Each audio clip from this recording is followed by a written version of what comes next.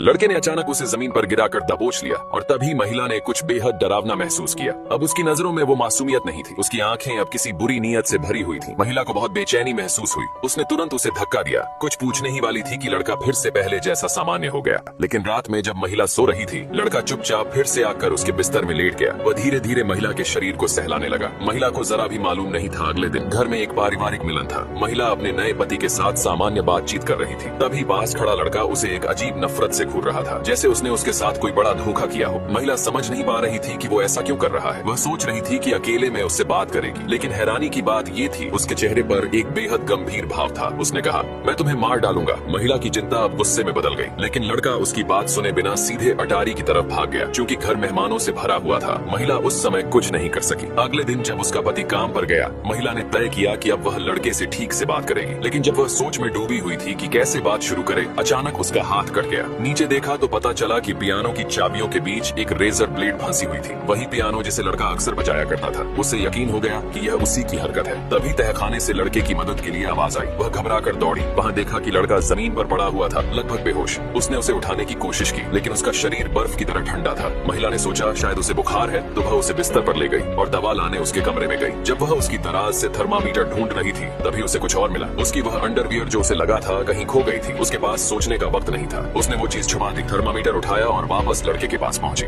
वहाँ लड़का धीरे धीरे कुछ बड़बड़ा रहा था। उसकी आवाज अस्पष्ट थी। महिला पास झुकी ताकि उसकी बात सुन सके। तभी लड़के ने अचानक अपनी आंखें खोल दी। महिला का सिर गुस्से से चकरा गया। वह सीधे उसे ढूंढने निकली, लेकिन लिविंग रूम में देखा कि फैमिली फोटो फ्रेम टूटा हुआ पड़ा है। उसने उसे उठाकर वापस जोड़ा और गुस्से में लड़के को पुकारा। लड़का सामने आया, लेकिन इससे पहले कि वह कुछ कहती, वह भाग गया और जानबूझकर उसे पीछे के आंगन की तरफ खींच ले गया। फिर महिला नुकीले खंजर पर गिर गई और उसने जो देखा डर गई।